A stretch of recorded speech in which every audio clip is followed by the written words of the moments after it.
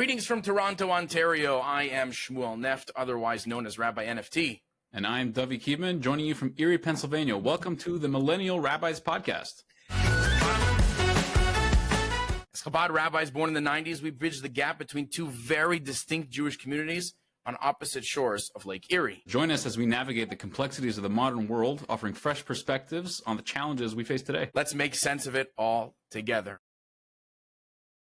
Back to another amazing episode of Millennial Rabbis Podcast. It's been a few weeks.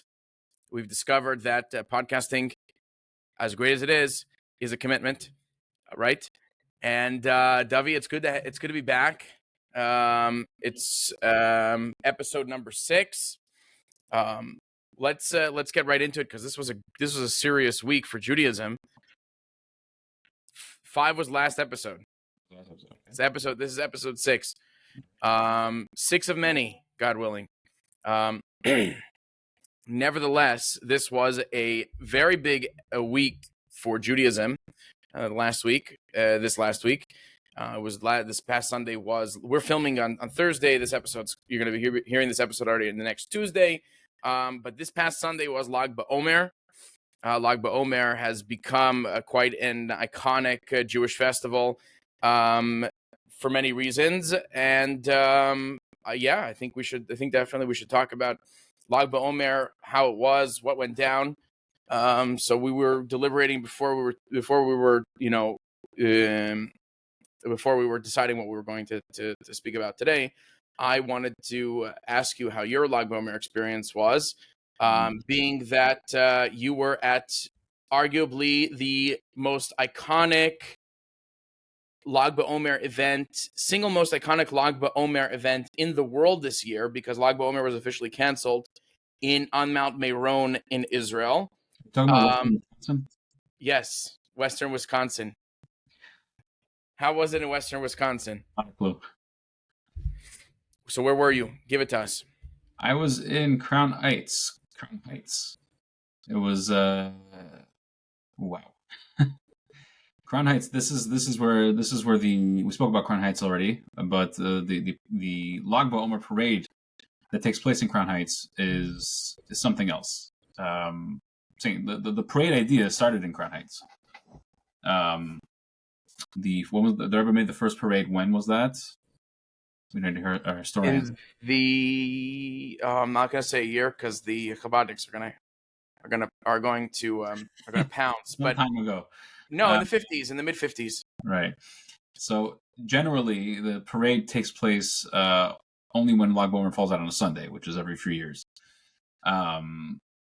For a very simple reason, because the parade is it's a display of Jewish pride and Judaism on steroids, but it's not really for guys like me and Rabbi Shmuel over here. It's mainly for the Jewish public school kids in the New York area who don't get a regular Jewish education on a day-to-day basis.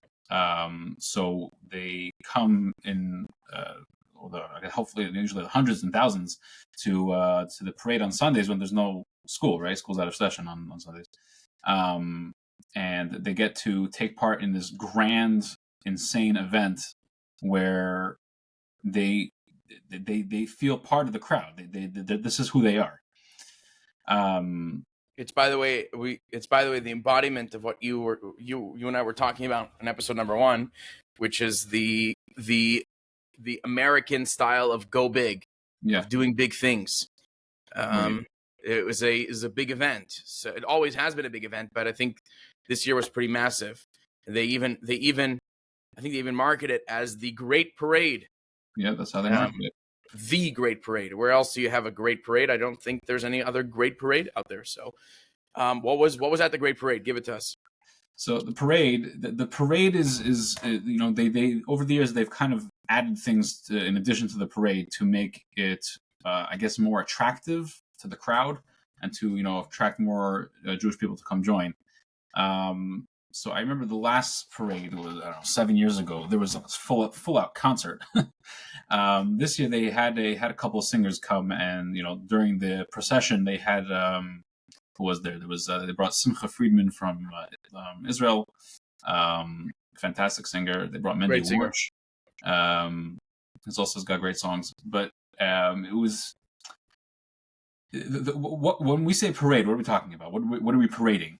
What is being paraded down the street? So the parade, I don't know the exact route, but they come down Eastern Parkway, which is the main street over there, where 770 Eastern Parkway.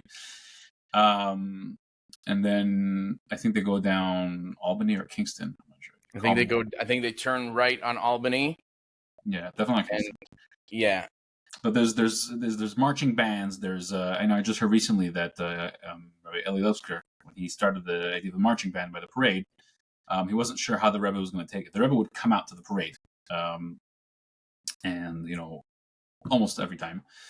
And he had this idea to get a group of young Jewish kids and make a marching band with drums, and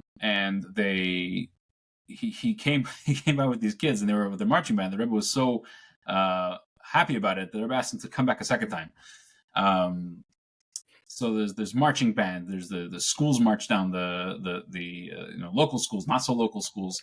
We had this. Sorry to interrupt. We have in my car the DVD video of the Lag BaOmer parade of 1984. Yeah. And it wasn't the first time that it happened, but I think in 1981 there was a parade, or maybe 84 was the first time. Again, someone's going to correct me after this, where Rabbi Jacob Goldstein, who was the first Chabad-affiliated Army chaplain with a beard in the U.S. Army, had brought tanks from 1980. He brought tanks a different year. He brought in 1984. He brought a whole platoon of soldiers marching down, U.S. soldiers marching down Eastern Parkway, and they did a 21 gun salute. So my son is watching, a 5-year-old's watching in the back seat. He's like, Tati, why are they shooting guns at the parade? Because a gun salute, you're shooting guns. So I had to explain to him the idea of doing a salute, and that a salute is a form of honor, and they're not actually shooting anything; you're just shooting air. But the military, after that, the military would always make some sort of an appearance. There literally were one year tanks rolling down Eastern Parkway, but this year I noticed something really cool. It's something I think that it definitely moved me to see pictures of it. No, but today you can be there and not be there. Was it? Even if it was live streamed, I was busy, right? But I saw pictures of two rabbis with beards in army uniforms, which I know are Chabad affiliated Jewish chaplains, many of which have joined in recent years as the in general, the Department of Defense has loosened up a lot of their regulations when it comes to religious practice, such as having a beard, etc. Shout out to Lieutenant Josh, Yeshua Rubin, our good friend from Yeshiva, who is somewhere out in the high seas, I think. I guess he'll correct me on that. But the point is that there were two chaplains with their beards and their army uniforms, and behind them was a whole 12 or 10 or 12 guys in army uniforms with beards, most of them. What was that all about? Yeah, that was the U.S. Army, and there was also there was a few Israeli Army as well, the IDF. So that was really cool. It was, especially this year, with everything that's going on, like to see them was just very heartwarming. Yeah. So in addition to that, we had also the floats. The floats are something that you have local schools usually working on these floats for weeks, usually before Lag BaOmer. Sorry, days, hours. You don't remember? You don't remember the days in yeshiva where the Bachrim would literally the night before would be building these floats? Yeah. Please, days. And it's not just what's a float. What is the float presenting? Each float, everyone has their own style and what they want to present and what they want to show off. I remember one float that came by. There was guys wrapping tefillin and showing like causing safety to the Jewish people by wrapping tefillin. And usually there's a classic looking flow of having like a picture like this giant globe with like three pillars of Torah, Tefillah, and Tzedakah holding up the whole universe. And it brings out people's creativity, but this is Judaism on steroids. Full-fledged American public display. The float, and for better or for worse, the float that I remember the most from the one parade that I was at 7 years ago, we were still yeshiva age, is one float had a giant moving, like spinning fidget spinner. I remember that. Remember? Were you there? You were there? Yeah. So the Ahavat Yisrael float had a giant fidget spinner, and I'm trying to think what's the message of a fidget spinner. And I realized, I don't know if that's what they had in mind when they were doing it or not, but that fidget spinners are exist for people that have twitches and fiddle around like myself, as plenty of people see on camera, and allows them to focus when they're learning. And in fact, by the way, the fidget spinner was in those days was like the best invention for any ADHD-ridden yeshiva bacher. 1 second, I think we have to explain this. There's something called a fidget spinner. You can Google it. It was popular to about 5 minutes ago. And it wasn't popular for about 5 minutes. It was for a while, but if you didn't have a fidget spinner, if you didn't know what one was, if you didn't have a brother or sister that had one, you were subhuman, practically. But regardless, I remember that float. It was very, very interesting. So it's a very interesting experience. This particular parade, it was very hot that day. On Sunday in New York, it was very hot. And there's no awnings or anything covering the seats or the place where we were standing. It was really, really physically uncomfortable. I'm not gonna lie, but it was something almost like because of the energy of the event.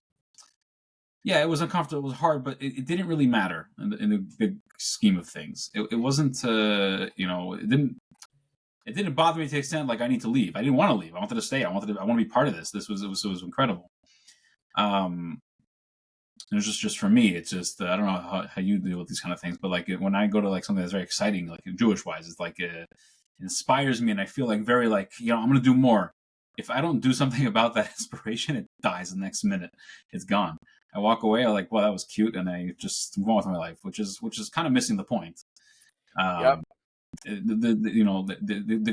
public school kids that come to these events, the parade, the goal is that this should inspire them to actually do more Jewish, right? And the adults and the Chabadnikim who are part of this, they should also do more Jewish, and we there's never enough. We always do more. So. You went to a parade a number of years ago. How was that for you? What was your impression? Look, I was by one big great parade, and it was great. I'm saying, I went there as a bacher, as a student. You kind of still part of it because like all your friends are like a bunch of your friends are volunteering. I didn't have anything to do with it. I was just kind of a spectator. I think it's different when you have kids. I think it's different when you're coming as a community leader. And speaking of, I wanted to ask you. I'm guessing that Erie was not yet ready for a great Lag BaOmer parade at this point. It's an interesting question because to say that Erie wasn't ready for Lag BaOmer parade, I don't know. I wasn't ready. Erie wasn't ready. Maybe we're ready. Maybe we're both ready. And I don't know. But we felt that just for our family, for our kids, it was an opportunity to give them this incredible experience, which they would get a very much. If we did the same thing in Erie, it would be like 17,000 times less grand of an event, at least possibly. But we wanted to give them this experience where they come and they're with other Jewish kids, which is not so common around here, and with other Jewish people, and all taking part in this beautiful thing. I had something else to say, but we'll get back to that. How was it? And you were in Toronto, right? Yeah. So Toronto, we had a beautiful Lag BaOmer. I personally wasn't really much involved in the planning. It was a citywide event put together by a whole host, pretty much a majority of the Chabad houses in town, upwards of 5,000 people in attendance. And it included, there was a portion of the amphitheater with a concert and entertainment, and then there was a show, and then there was a big parade, and then there was just a big carnival, and all around it was a great event. It had a very wide variety of people from all over the city, all different types of Jews. You see the religious, you see the quote unquote non-religious, you see everybody in between. You see all these types of people coming together in one place, which is kind of the point of Lag BaOmer, by the way.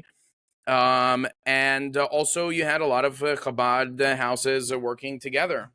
So I took my two oldest kids, and we had a grand time.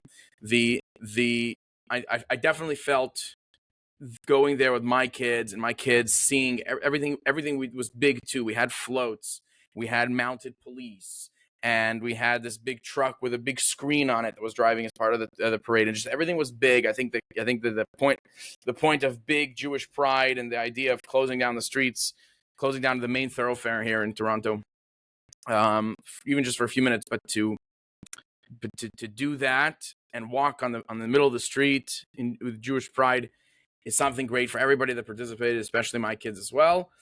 But yeah, Lag BaOmer, I've noticed that Lag BaOmer is not necessarily the most widely known Jewish festival, but I do notice that those that have lived in Israel at some point in their lives definitely are more likely to know about Lag BaOmer.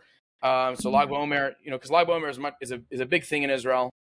I think it's become a big thing in Israel thanks to a lot of things, but definitely thanks to Chabad and the push to have big Lag BaOmer events really every year in every single Israeli town.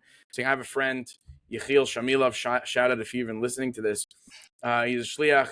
He has a Chabad house in a place called Ofra in Shomron, in what's called the quote unquote West Bank. And it's a little, yeshuv, a little, town with, some people. But no, he did Lag BaOmer big. He did Lag BaOmer loud on the streets, everything. And so this is the way we do, So I find that add in here just on this point, like the parade, the purpose of the parade always was and is to strengthen Jewish pride and Jewish identity and Jewish observance, connection to Hashem, bring Mashiach. I think this year, I don't know about you'll tell me about by your parade, but in Crown Heights, what was felt very strongly was there was also the parade was, how do I say that? I don't even know how to say this. It was almost like a strategy to help in this war that's going on right now, at least spiritually. We had there's the 12 psukim, the 12 verses that the Rebbe introduced, 12 Torah verses to get Jewish kids to say these verses, by any event at any time. So we said these 12 psukim, and the feeling in the air, and it was actually very much pronounced. The Rabbi Hecht, who runs the parade, said this multiple times, that what we're doing here is for the benefit and the protection of the Jews in the land of Israel.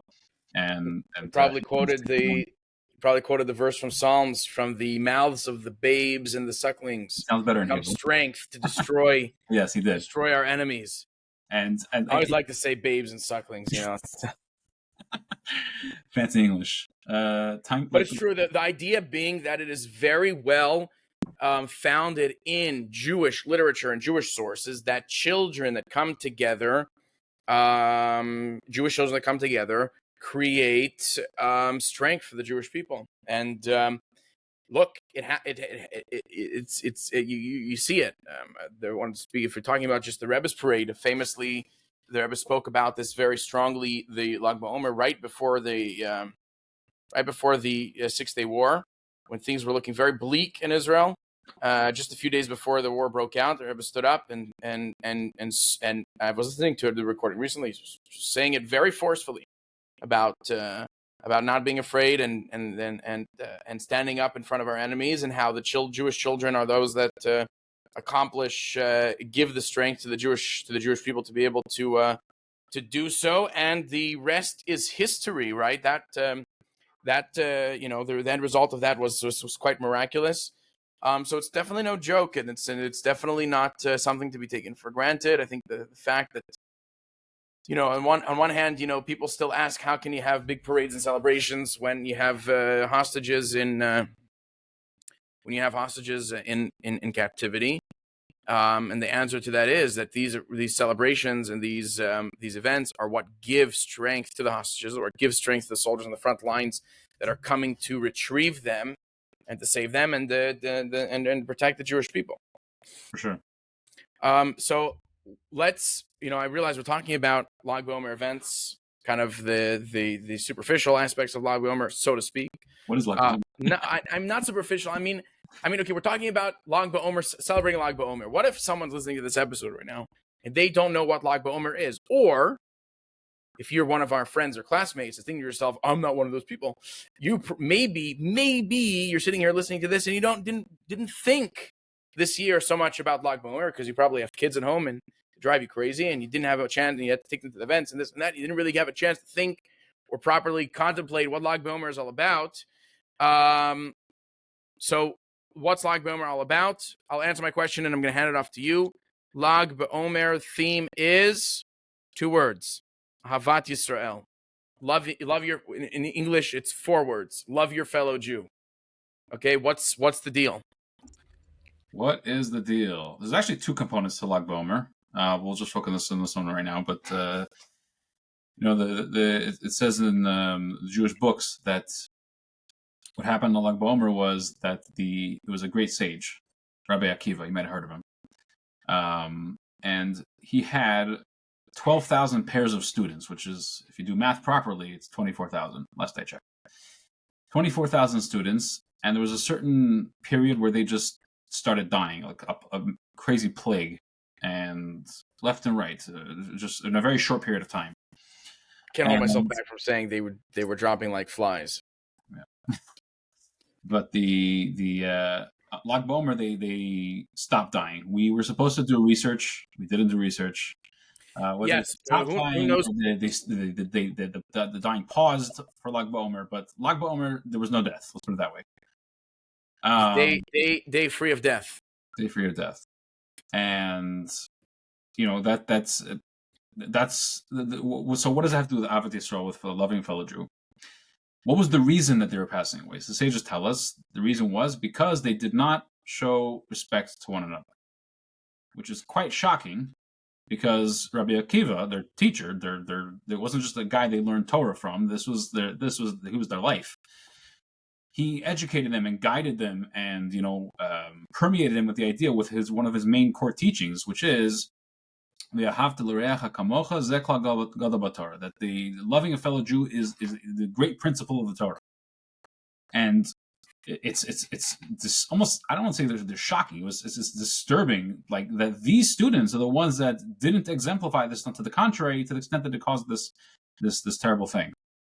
Me and Rabbi Shimon were talking about this last night. How are we going to present this? I'll give it to you because I'll tell you the way I see. The Rebbe spoke about this. The Rebbe did teach about this. The teaching, the clarification here of the seemingly contradictory, matter of fact, is that the students of Rabbi Akiva, who were so to speak, these students of Ahavat Yisrael, how does it make sense that they disrespected each other if they're the students of Ahavat Yisrael? And the truth is that their eventual disrespect came from a well-meaning place, and I really think that this can be paralleled with politics today. Let's say you have 2 sides of the aisle in any place, in any realm of politics. Each side has its own ways of understanding the world and understanding governance and understanding how to run a country, or specifically the country they're running. Both sides, even though they disagree on how to run a country, they both equally love the country. At least that's the way things used to be, or at least that's the way it is amongst regular average people. Is that people disagree they agree on their love for a country. They disagree on how to execute it. But what happens is after without understanding this, people naturally want to convince the other side of their of the merits of their position, and when the other side is not willing to listen, they start to go ad hominem and they start to disrespect each other because in a personal way. it's for your benefit. We both love this country so much. It's for your benefit that we do it the way my way.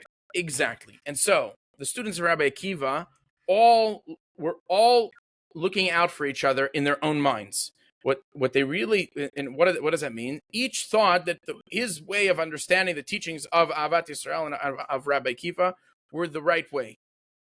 And not only is it his not only is his responsibility to learn and to understand the way he understands it, but he has a moral responsibility out of Ahavat Yisrael to share that with those around him. So Davi and you and I are like students of Rabbi Akiva. We hear the same words from the teacher's mouth. We understand them in different ways. But I say to you, Davi, I know that the way I understood is the right way. And you said, no, the way I understand it is the right way. And then I started calling you a jerk. I started calling you names, going ad hominem, going personal, being disrespectful. And so out of a good place came a damaging result. Okay? Now, I think the message for today is so relevant, which is Ahavat Yisrael is something that exists on a much deeper level than personal opinions, ways of understanding the world, politics, and all these different things. Ahavat Yisrael is something that in its pure form is supposed to be untouched by the superficial aspects of life in the world. So I have every Jew is my brother and my sister. Okay, I have a responsibility morally. And by the way, may I add that Hasidic teachings teach us that Ahavat Yisrael is one of the main foundations of everyday Judaism, of Judaism of you and me. Okay, not just something that Rabbi Akiva the sage once spoke about as being a very important topic in Judaism. No. You have the Rabbi even said this. The Rabbi said this the first right as he took his leadership. There's three pillars to Jewish life: loving God, loving the Torah, and loving the Jew. And if you're not engaged in all three of them, you're missing out. So Ahavat Yisrael is a main tenet in our religion, and not only that, it's moral. And so that supersedes all superficial differences among us. Okay, and I actually spoke about this in my synagogue this week. Some people actually disagreed with me, but there's a famous teaching of Shmuel HaKatan, Shmuel the Small, in the Ethics of Our Fathers in Pirkei Avot, and he says, "Don't celebrate the downfall of your enemies." So there's an explanation in the Talmud that basically the conclusion is that celebrating the downfall of genocidal enemies, non-Jewish people that are trying to destroy the Jews, that's fine. In other words, the Iranian president fell out of the helicopter, yippee-di-yay. But the downfall of your Jewish competitor who opened up a restaurant down the block from your restaurant, or of your neighbor that has pesky kids that bother you, or of a local Jewish politician that doesn't, which, without getting too political, exists here in specifically where I live, that does things that you don't believe in, and supports things that you don't believe in. If they go down, it's not a reason to celebrate. Why? Because Ahavat Yisrael. There's a certain inherent connection between us that we don't touch. And so any language of hatred towards a fellow Jew, where is it all coming from? I want you to understand my viewpoint. My viewpoint is this, and that. If you don't understand it, I hate you. No, that doesn't exist. You're wrong. That's just not right. We love every Jew no matter what. And even the guys marching pro-Palestine, okay? In the universe, the token Jew, the quote unquote, I'll call them the token Jews of the other side. We love you too, and we want you back because we love you. We disagree with you wholeheartedly, with beyond belief, but we want you back, and we want you to be part of our people, and that's it. The other part of which we didn't really hone in on, but time is of the essence over here. The other part of Lag BaOmer is we're celebrating the life of Rabbi Shimon Bar Yochai, the great Kabbalist, the writer of the Zohar, the great sage who revealed the teachings of Kabbalah. Right. He was I think most people in the world today, most Jews at least, have heard of Kabbalah. They don't know what it is. not the Kabbalah Center, Kabbalah, like the real thing. Real Kabbalah, the real thing. And Madonna, don't listen to this. Rabbi Shimon Bar Yochai he taught these teachings, like you're saying, the Zohar. He was the embodiment. That's why he was a student of Rabbi Akiva. He was one of 5 students that survived the plague because he was the embodiment. He actually lived to the fullest extent the teachings of Ahavat Yisrael. Okay, with that, we will sign off. It's been a great, Davi, it's been a great time talking to you. This episode is going to be starting with this episode. We're going to be airing Tuesdays at 12 o'clock. Subscribe, like, share, sponsor an episode. Please reach out. Don't be shy. Where should they reach out to? Send you an email. Yeah, we'll put something in the show notes. Okay, and we'll put it out on what's it called, on social media. The point that I want to say is every 2 weeks on Tuesdays, 12 o'clock, we're going to be airing, and next episode is going to be a surprise, a little bit of a change, but it's going to be really great. So stay tuned and looking forward to next time, Davi. Talk to you soon. Over and out. Bye.